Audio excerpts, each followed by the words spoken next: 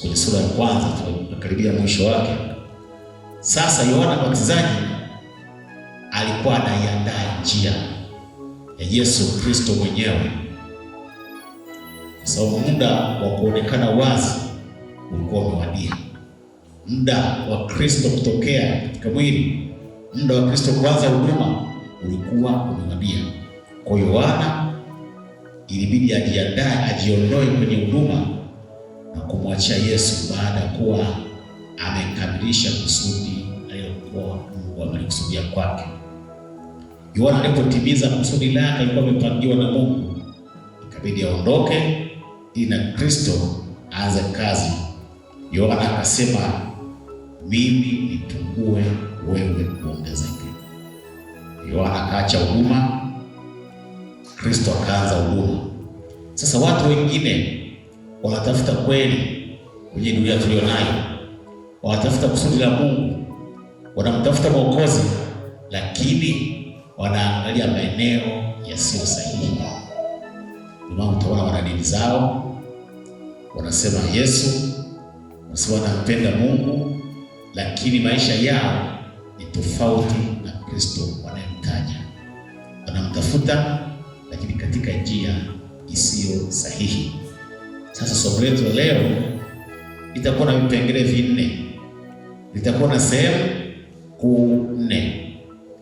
Eneo la kwanza ni lengo la wito wa Yohana, tuliona mstari wa 31.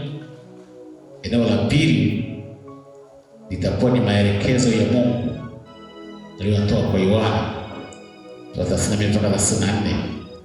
Eneo la tatu kualika wengine kuja kwa Yesu Kristo, 35 mpaka 38. Na eneo la mwisho kuwaleta ndugu zetu kwa Kristo, kuwaleta ndugu zetu kwa Kristo moja kwa moja. Kipengele cha kwanza au eneo la kwanza ambalo linasema lengo la wito wa Yohana. Kwa nini Yohana aliitwa? Lengo lake Mungu alilomuitia ni nini? Alimuita afanye kitu gani? Ni vizuri Mkristo ukajua Mungu amekuita kwa eneo lipi.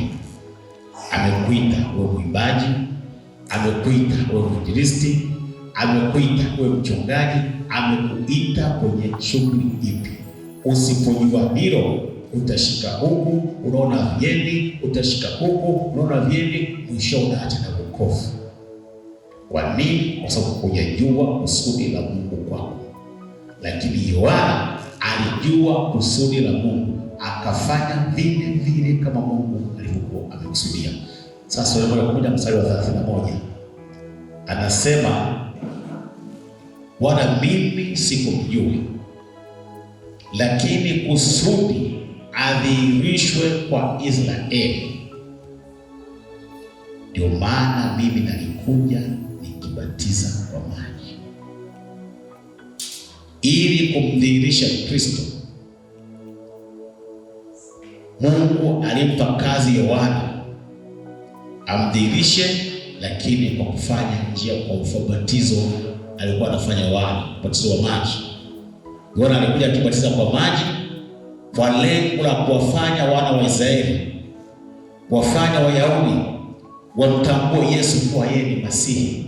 Ndio ulikuwa lengo kubwa, ilikuwa kusudi la Mungu kumtumia Yohana ili amtambulishe Yesu kwa wana wa Israeli, wajue huyu ndio Masihi. Maana Waisraeli akili zao, fahamu zao, walijua ndio Masihi anakuja. Kuna wengine mpaka leo wanasema Yesu hajaji, Wayahudi hao wanamzuia. Kwa nini?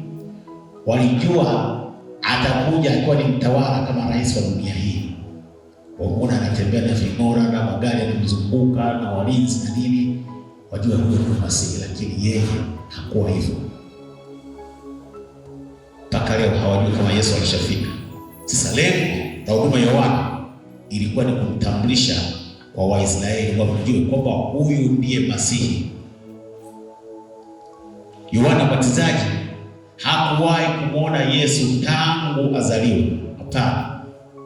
Na kumbuka somo lililopita tulisema umri wa Yohana na wa Yesu walipishana miezi 6. Yohana amemtangulia Yesu kuzaliwa kwa miezi 6, lakini hawakuwahi kukutana kama vile tunaona kanisani, tunaona unanifahamu sura na kufahamu sura, lakini Yohana hakuwahi kumwona Yesu, lakini akapewa kazi ya kumtambulisha. Mtu mjui umbile lake, rangi yake yukoje, unapewa kazi ya kumtambulisha, ndio ujue Mungu ni Mungu na si mwanadamu. Ana njia zake za kufanya mpaka kazi yake ikatimia. Akikuita una sababu ya kuuliza maswali, nitafanyeje? Mungu mwenyewe atakuwezesha. Mungu alimwezesha Yohana kumtambulisha Kristo kwa wanadamu kwamba huyu ndiye Masihi tulikuwa tunamsubiri. Mungu huyu. Sasa wako watu wengine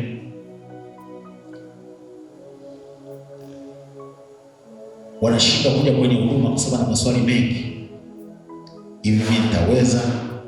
Nitaanzaje? Yuko Mungu. Hayo maswali muulize Mungu akuongoze. Yohana aliongozwa kumtambulisha Kristo, kumtambulisha Masihi kwa wana wa Israeli, na wao atakuongoza ufanyeje. Aliweza kumtambua kwa sababu ya Roho wa Mungu, ndiye aliyemuongoza kumwelekeza kwamba huyu ndiye Masihi. Wako watu wengine mpendwa, wanapoanza huduma wanatumia nguvu nyingi ili wajulikane kwa watu, ili atambulike kwamba mimi ndiye mchungaji wa maeneo haya, kwamba mimi ndio askofu wa eneo hili, kwamba mimi ndio mwinjilisti anayehubiri Injili. Anafanya kila jitihada, nguvu kubwa, ili wamtambue kwamba yeye ni nani. Yohana hakutumia nguvu, bali ni Roho wa Mungu aliyemwezesha kumtambulisha Kristo. Hatuna sababu ya kutumia nguvu zetu nyingi kwenye kazi ya Mungu. Yuko Roho anayetuwezesha. Ndio tunasema si kwa nguvu zangu wala kwa zangu, bali ni kwa Roho wa Mungu, asema Bwana. Huyo tu naweza kukutambulisha kwa watu, huyo tu akakufanya ufahamike, huyo tu akakusimamia kwenye huduma mpaka huduma ikakua. Una sababu ya kuuliza maswali sio na majibu. Jibu liko kwa Roho Mtakatifu mwenyewe. Alifanya kwa Yohana na kwako anaweza kutenda vile vile. Tunapoingia kwenye huduma mpendwa, hatuwezi kuwa tunajua kila kitu. Hapana. Unaanza huduma, uweze kuwa unafahamu kila kitu. Hata Yohana hakujua yote. Ajua kubatiza tu, hajui Kristo Masihi ni nani. Hapana. Unapoingia kwenye huduma, wewe mtegemee Roho wa Mungu peke yake. Ataenda kukupa mafunuo moja baada ya nyingine, moja baada ya nyingine, lakini hakikisha akisha kupa jambo ulitekeleze kwanza, ndio anakuongezea lingine. Anakupa mafunuo, uyatendee kazi, unasita. Anakupa mafunuo, uyafanye kazi, hakuongezee lingine mpaka umalize la kwanza. Kama ambavyo haitatokea mtoto wa darasa la 2 akaenda kufanya mtoto wa darasa la 7. Lazima kwanza anaenda hatua kwa hatua. Unasoma darasa la kwanza, unafanya darasa la kwanza, inakuwezesha kwenda darasa la 2. Unasoma darasa la 2, inakuwezesha kwenda darasa la 3. Darasa la 3 ukisoma, unafanya mitihani, inakuwezesha kwenda darasa la 4, hatua kwa hatua, hatua kwa hatua. Na kwenye kazi ya Mungu ndivyo ilivyo. Na kwenye maisha ya wokovu ndivyo alivyo. Ukipewa la kwanza jambo, utalifanyia kazi. Usitegemee Mungu atakupa lingine uruke. Ujamaliza hili kwanza, haitatokea. Uelewe hili kwanza, ulifanyia hili kazi kwanza, ndipo akupeleke hatua nyingine. Sasa tunapoanza huduma, anataka mtu ameanza leo, ameanza uchungaji, leo kaanza kuhubiri Injili, anataka aone karama zinatenda kazi kwake. Anataka aone kila kitu kwake kimekuwa chepesi. Haiwezekani. Biblia inasema utukufu hadi utukufu.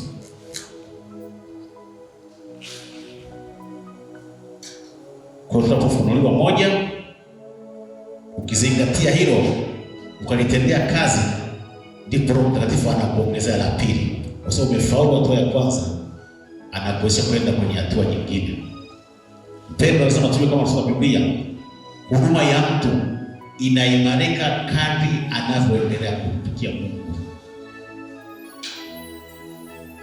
Unapoendelea kumtumikia Mungu, ndio huduma yako inaimarika. Wewe ni mchungaji, ulivyoanza huduma mwezi wa kwanza, ukienda mpaka mwezi wa 4, tofauti itakuwepo. Kuongea kwako, kufundisha kwako, kufafanua mambo kwako kutakuwa ni tofauti, kwa sababu Mungu anakuongezea hatua baada ya hatua nyingine. Mungu afanya huduma yako ikue. Kwa nini? Kwa sababu umeyatendea kazi yale ya mwanzo. Umekaa kwenye huduma, Mungu anaimarisha huduma yako. Wengine wanaogopa kufundisha kwa sababu wanajiona hawana ubora kama wengine walivyo. Yuko mwingine anaweza katoa kazi ya kufundisha hapa, ana sita kwa sababu anajilinganisha na dada fulani. Dada fulani anajua kuhubiri sana, hivi nikisimama naweza nikamfikia. Anasita kufanya kazi ya Mungu. Huwezi kusogea. Mapungufu yale yaliyo nayo ndio anayotumia Mungu kukuongeza, kupandisha. Nenda hivyo hivyo ulivyo, fanya kazi ya Mungu hivyo ulivyo. Mungu ndiye atakaye kuimarisha huduma yako, ataikuza, ataiboresha hatua baada ya hatua. Lakini ukisita, utabaki vile vile ulivyo. Kwa usiogope kusema madhabahuni kwamba utafundisha. Hicho ulicho nacho, Roho Mtakatifu anakihitaji akitumie. Hicho kidogo ulicho nacho anakihitaji akitumie. Kwa usio na woga wala aibu kusimama kuhuduma madhabahuni. Hapana, Mungu mwenyewe atakutumia kama apendavyo na huduma yako itaimarika. Ukisoma Wakorintho ya kwanza sura ya 13, kwanza 13 mstari wa 9 mpaka 12, anasemaje? Kwa maana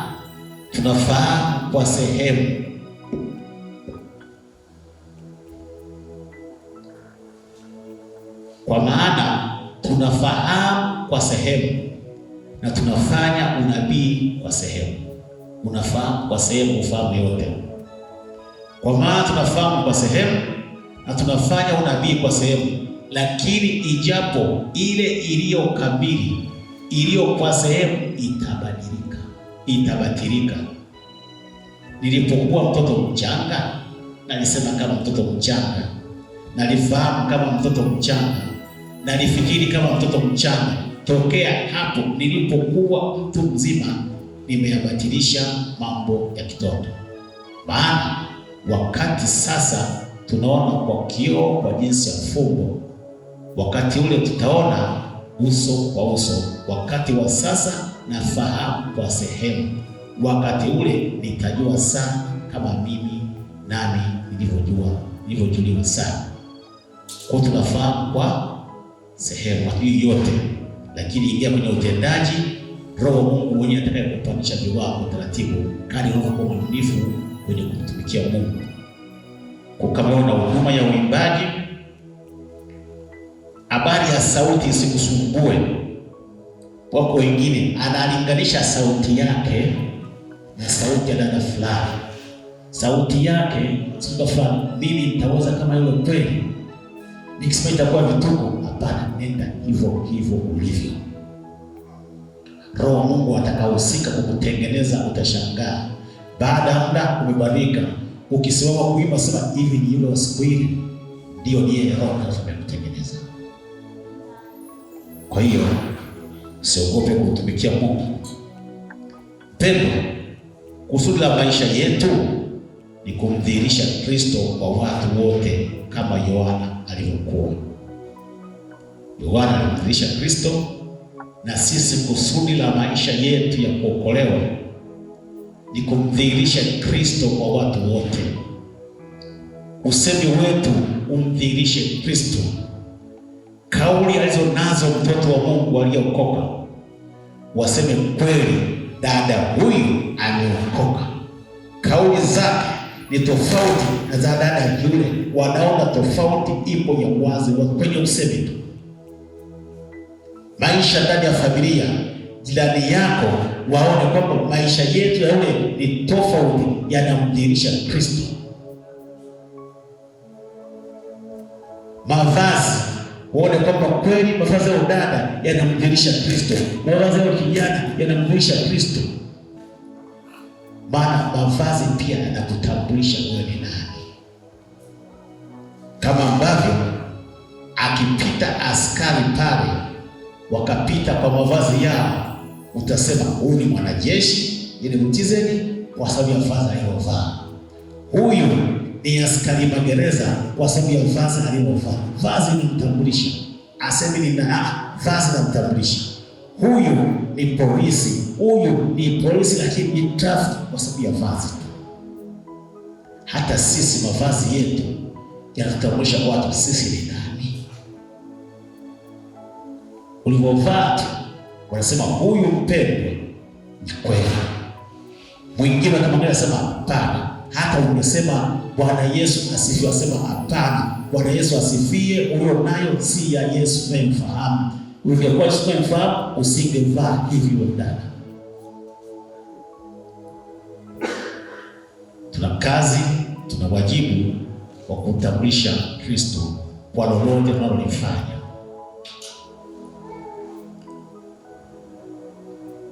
Kwa kufanya hivyo, kwa kutofanya hivyo, kwa kufanya tutakuwa tunatimiza wajibu wetu tuliopewa. Kusoma Wakorintho wa pili 3 mstari wa pili na wa 3. Maandiko yanasema ninyi barua yetu. Ninyi ni barua yetu. Mtumishi wa Mungu Paulo anawaandikia Korintho, anawaambia ninyi ni barua yetu. Iliyoandikwa mioyoni mwetu, inajulikana na kusomwa na watu wote. Mnadhihirishwa kwamba mmekuwa barua ya Kristo tuliyoikatibu, iliyoandikwa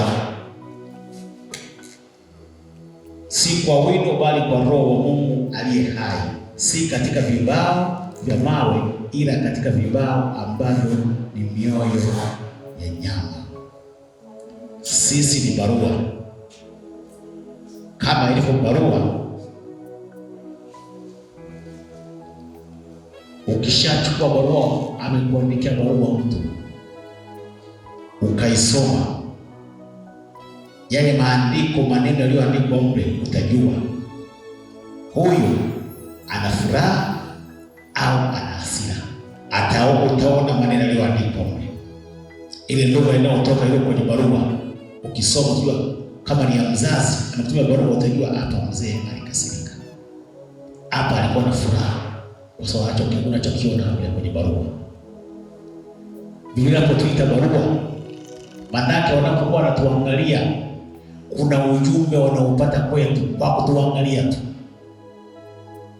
Tunavyoishi, tunavyoongea, tunavyotembea, tunavyowajibu watu, tunavyopokea watu, wanajua, wanapata ujumbe kwamba sisi tukoje, sisi ni nani, ni kweli ni watakatifu au si watakatifu. Sisi ni barua.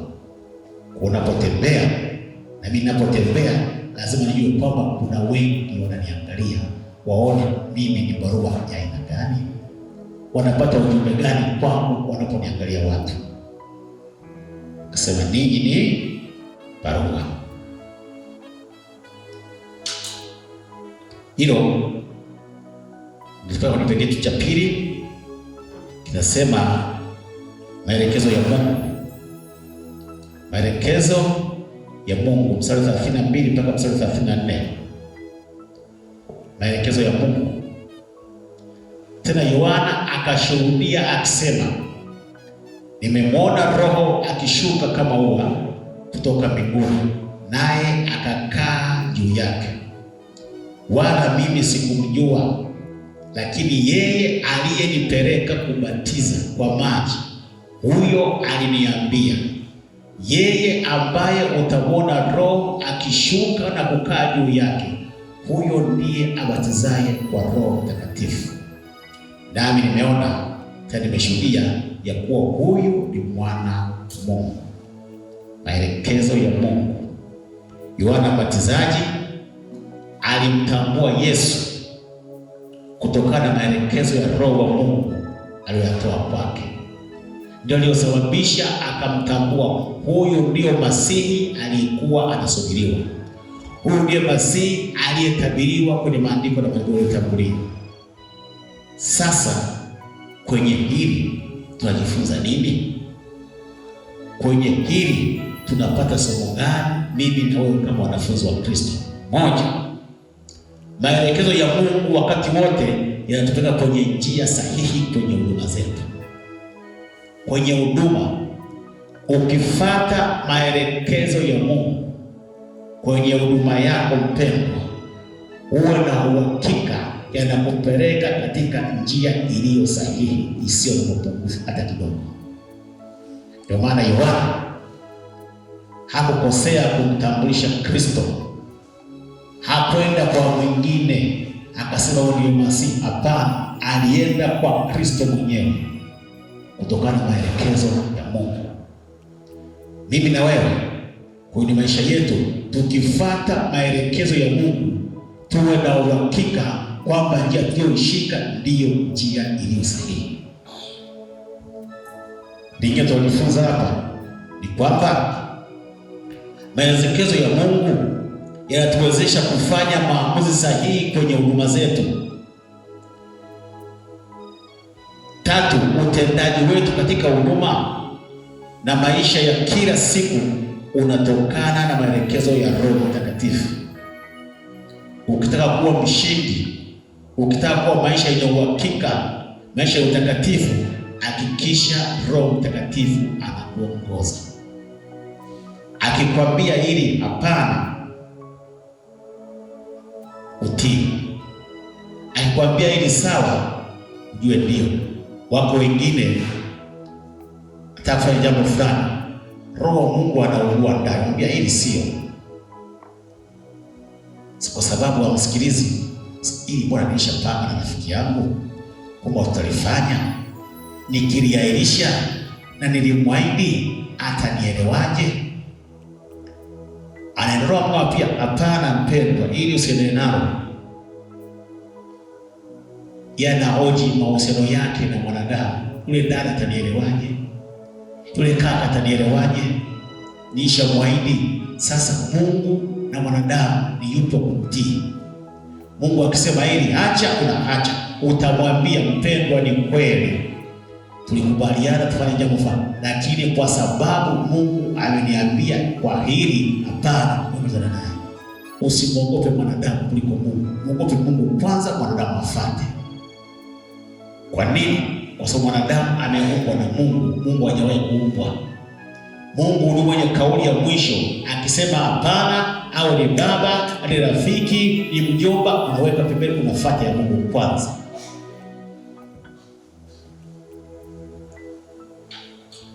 Yohana alisimama kama mwanga, lakini Yesu ndiye chanzo cha mianga yote. Yohana yeye alisimama kama mwanga kwa kuonyesha njia kwa Masihi, lakini Yesu ndiye chanzo cha mianga yote. Ukisoma Yohana 1:4 anasema, ndani yake ndimo ulimokuwa uzima, na ule uzima ulikuwa nuru ya watu. Ndani ya Kristo ndio kuna nuru ya watu, sio kwenye dini. Hapana, kwa Kristo ndio kuna nuru ya watu. Somo lingine tunachojifunza hapa na maelekezo haya, ustawi wa huduma zetu unategemea sana msaada wa Roho Mtakatifu. Ukitaka huduma yako ikue, ukitaka huduma yako itambuliwe na watu, mtambulize Roho Mtakatifu, mshirikishe Roho Mtakatifu. muhusishe Roho Mtakatifu wakati wote, tamani ahusike. Ataimarisha huduma yako, atakutambulisha kwa watu mpaka utashangaa. Utakuwa na kibali mpaka utashangaa. Kwa nini? Kwa sababu unatumia Roho Mtakatifu, ndiye anakuwa dira yako. Mungu wa mbinguni atusaidie katika jina la Yesu. Kwa hiyo yatupasa kuwa na uhusiano mzuri na Roho Mtakatifu wakati wote. Lazima tuhakikishe uhusiano wetu na Roho Mtakatifu unakuwa mzuri. Ukiacha kidogo, yeye unamzimisha, anakaa pembeni. Utasoma Waefeso 4:30. Wakati wa kusoma Efeso 4:30, kutokana na umuhimu wa Roho Mtakatifu kwenye huduma yetu, Yesu aliwaagiza wanafunzi wasitoke mjini mpaka wapate Roho Mtakatifu. Alijua kwamba bila Roho Mtakatifu hawawezi wakaenda katika njia iliyo njema, watapotea. Lakini akawapa masharti kwamba sasa mimi naondoka, msiondoke hapa mjini mpaka kila mmoja apokee nguvu za Roho Mtakatifu. Kila mmoja apokee ujazo wa Roho Mtakatifu. Mkishakuwa umepata Roho Mtakatifu, basi mko salama. Ni kweli. Ukifuatia historia ya mitume wale, tabu walizokutana nazo kwa sababu ya Injili, bila Roho Mtakatifu zinaweza kuvumilia kama usingeweza. Wengine wamekufa, wanachomwa kwenye mafuta, wametundikwa, sulubiwa, kichwa chini miguu chini, mateso ya kutisha, lakini wanasema hatumkani Kristo. Kwa nini? Walikuwa na Roho Mtakatifu anawatia nguvu. Yesu alijua kwamba wao wasipopokea Roho Mtakatifu hakuna atakayeweza kusoma mpaka mwisho. Sasa Luka sura 24 mstari wa 49. Mstari wa 49 anasemaje? Anasema, natazama nawaletea juu yenu ahadi ya Baba yangu, lakini kaeni humu mjini hata mvikwe uwezo kutoka juu. Kaeni humu mjini mpaka mvikwe uweza kutoka juu. Uweza huo ni Roho Mtakatifu. Tutasoma Matendo 1:8. Taona kwamba ni nguvu za Mungu. Sasa hilo linatupeleka kwenye sehemu ya 3, kualika wengine kuja kumwona Kristo. Kualika wengine kuja kumwona Kristo. Mstari 35 mpaka 38. Tena siku ya pili yake Yohana alikuwa amesimama pamoja na wawili katika wanafunzi wake. Akamtazama Yesu akitembea, akasema, tazama mwana kondoo wa Mungu. Wale wanafunzi wawili wakamsikia akinena, wakamfuata Yesu. Yesu aligeuka akawaona wakimfuata, akawaambia, mnatafuta nini? Wakamwambia, Rabi, maana yake mwalimu, unakaa wapi?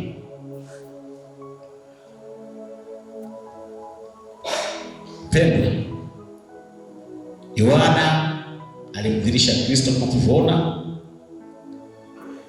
Alimdhihirisha kuwa yeye ndiye sadaka inayoondoa dhambi ya ulimwengu. Kusoma Yohana 1:29, mwana kondoo alichukua dhambi ya ulimwengu. Alimtambulisha. Kwa udhihirisho huo, wengi walimfuata Kristo. Baada ya kupewa uhakika na Yohana Mbatizaji kwamba huyu ndiye Masihi, kwamba huyu ndiye mwana wa kondoo anayechukua dhambi ya ulimwengu, utaona kwenye maandiko hapo, hata wanafunzi wa Yohana wakahamia kwa Kristo tayari. Kutoka kwa Yohana wakaenda kwa Kristo. Ndipo ujue kwamba mshirika yeyote aliyekuwa ameokoka ni mali ya Kristo, sio mali ya askofu, sio mali ya mchungaji, sio mali ya mwinjilisti.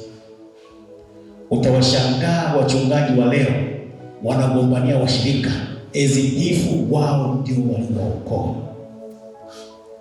Wanafunzi wa Yohana wakahamia kwa Kristo. Yohana hakuwahi kulalamika kwamba Yesu umechukua wanafunzi wangu. Hapana, alijua ameenda kwenye mikono iliyo salama. Alijua ameenda kwa mchungaji mwema. Alijua hilo, hakulalamika. Wachungaji sisi tunahangaika, akiona mshirika ametoka, alikuwa toa fungu la 10, anachanganyikiwa. Anaona mchungaji alipoambia mshirika, anamwona kama adui. Hata salamu hampi. Ni kwa sababu maarifa madogo. Mshirika ni wa Kristo, sio mshirika wa mchungaji. Mchungaji hana mbingu ya kupeleka wewe mshirika. Mbingu ni ya Kristo. Akasema naenda kuandalia makao. Mchungaji haandai makao ya kumpeleka mshirika. Mchungaji amepewa kazi ya kumlisha roho ile ipe ipate shibe, afya neno la Mungu inenepe, iwe safi, impate Kristo.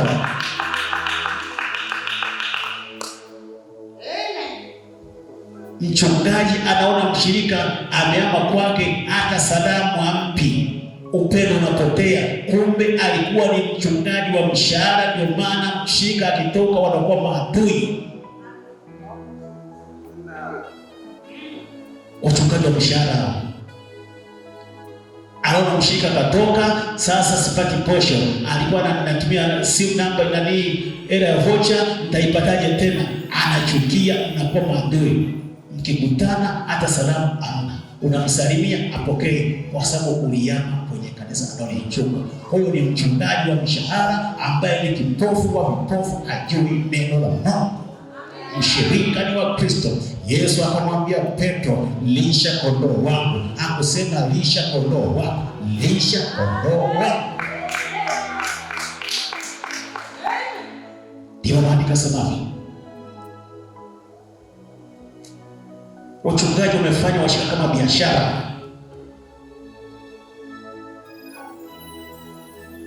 Ndio maana hata cha kuhubiri hawana. Hangaika afanye nini watu waokoke? Hapana, anahangaika na loko pale, hangaika na loko nje waje kwa Kristo, au somesha kule kwa Kristo. Akiama akaenda kwingine, maana ameona hapo ashibi pendwa. Ukifuga wanyama umechunga huko, utaona anahangaika tafuta jani, anasogea hapa anasogea, anatafuta ili ashibe, ashibe. Akae ni mmoja, akakaa tu, mara umeniweka hapa, hakuna majani, anahangaika apate chakula ale ashibe. Akiona kwako akipo, anaenda kwingine, akiona kinatosha, anakaa na kula na nenepa. Wewe mchungaji anahangaika kutafuta la Mungu la kuwafundisha watu ili waone Kristo kwa mafundisho yako. Hiyo tu ndio kazi ya mchungaji. Ukifanya hivyo umemfurahisha Kristo. Nje yako unaibia watu.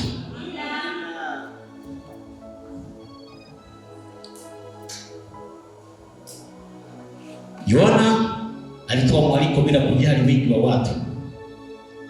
Mungu anatutaka tutumie kila nafasi tunayoipata kwa ajili ya kazi ya Mungu.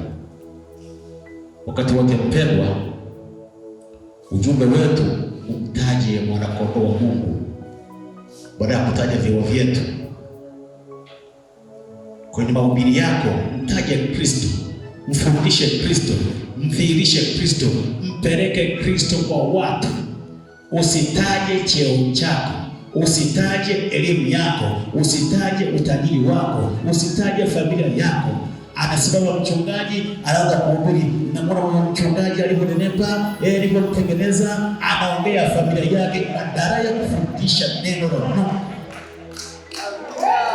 Badala ya kumtambulisha Kristo kwa washirika, anatambulisha familia yake, anatambulisha gari lake, anatambulisha cheo chake. Hakina nafasi ya kumbadilisha mshirika. Ni neno la Kristo peke yake.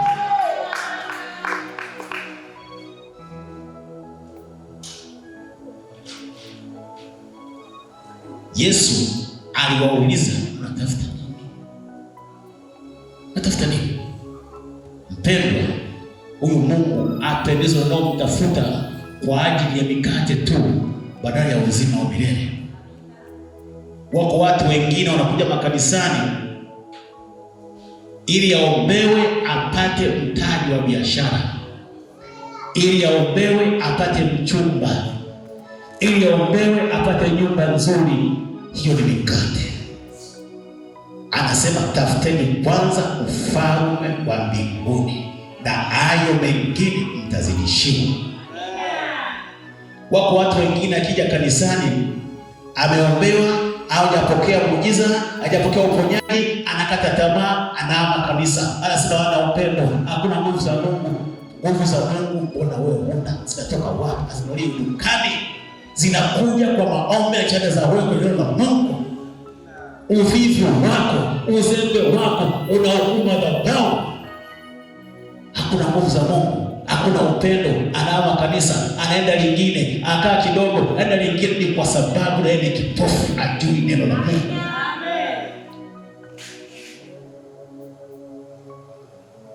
Tulia kwa Mungu, Mungu atakujibu kwa wakati wake.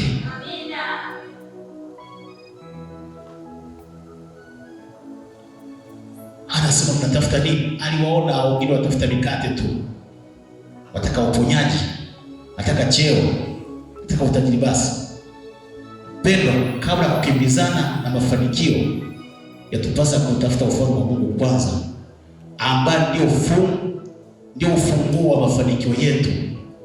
Tusoma Mathayo 6:33. Mathayo 6:33.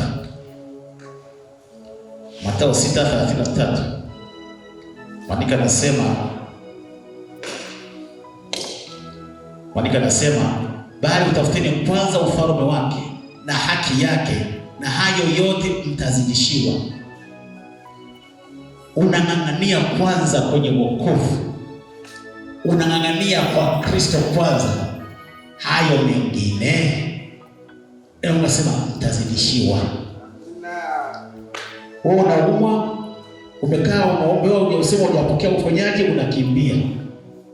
Unaenda huko, unakimbia. Unaenda huko, unakimbia. Hapo unatafuta mkate, uponyaji. Mpendo, lazima ujue hata ukiombewa ukapona, hata ukaombewa ukapona, hiyo haizuii kufa. Mpendo, haizuii. Utapona, ni kweli. Utapokea uzima, ni kweli, lakini ipo siku utaondoka duniani tu. Ndio maana Kristo akasema tafuteni kwanza ufalme wa mbinguni, hayo mengine mtazidishiwa. Uponyaji utazidishiwa, mitaji utazidishiwa, cheo utazidishiwa, baraka zote utazidishiwa ukiwa ndani ya ufalme wa Mungu. Hilo tu, ukishika hilo umeshinda. Umechelewa kuvipata, unasema Yesu yatosha. Umehangaika upate mchumba, sema Yesu yatosha. Mchumba hata kuzuia kwenda mbinguni, mchumba hata kupeleka mbinguni, ni Kristo peke yake. Ukiwa naye yatosha. Amen.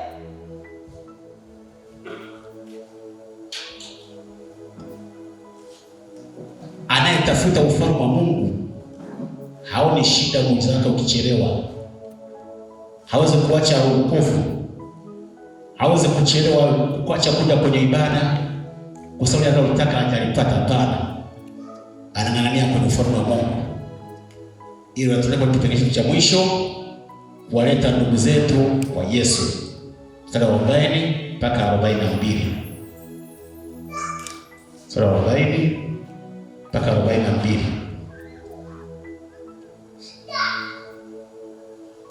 Andrea ndugu ya Simoni Petro alikuwa mmoja wa wale wawili waliomsikia Yohana na kumfuata Yesu. Huyo akamwona kwanza Simoni ndugu yake mwenyewe, akamwambia tumemwona Masihi, maana yake Kristo. Akampeleka Yesu, naye Yesu akamtazama akasema, wewe usimoni mwana wa Yohana, nawe utaitwa Kefa, tafsiri yake Petro au jiwe. Tena Andrea Andrea alikuwa mwanafunzi wa Yohana. Baada ya Yohana kumtambulisha Kristo kwa kina Andrea akahamia akawa mwanafunzi wa Yesu. wanafunzi wawili wa mwanzo wa Yesu walikuwa na wanafunzi wa Yohana, waliosema mwanzo. Sasa huyu Andrea baada ya kuwa ameenda kwa Kristo, akaona uzuri wa maisha ya wokovu kwa Kristo, akaenda kumtafuta ndugu yake anaitwa Petro, akamleta naye kwa Kristo, kama tulivyosoma 40-42 hapo. Na sisi mpendwa, tuna wajibu wa kuwafuta ndugu zetu. Kama wewe ni mwanamke mwaka hajaokoka, wewe ni vyovyote vile mwanadamu mwenzako hajaokoka, wazazi wako, ndugu zako, jamaa zako, jirani zako, na wewe ona mzigo wa kuwaleta kwa Kristo, kama Andrea alivyomleta Petro ndugu yake kwa Kristo. Nakumbuka Andrea alimleta Petro kwa Kristo, lakini miongoni mwa wanafunzi wa Yesu ambao walionekana kufanya kazi nzuri baadaye ni Petro. Umwone Andrea akionekana sana. Huyo ndugu yako utakayemleta, mmeo, mkeo, mjomba, shangazi, kaka mdogo na yote yule, yawezekana kesho akawa ndio Petro, yawezekana kesho akawa ndio Kefa, yawezekana kesho akawa ndio mchungaji, yawezekana kesho akawa nabii, kwa sababu ya jitihada zako za kumleta kwa Kristo. Usikate tamaa kwa sababu anaonekana ni mgumu. Usikate tamaa kwa sababu anaonekana ni mbishi. Usikate tamaa kwa sababu anaendelea kuvunja moyo. Hapana, endelea kumwombea, endelea kumwombea, endelea kumwombea na kumshawishi aje kwa Kristo. Iko siku moja atasema, kuanzia leo twende mkamwone Kristo wako. Baada ya kufika utashangaa ametembeza nabii kutoka jitihada zako za kumleta kwa Kristo. Na Mungu wa mbinguni akubariki.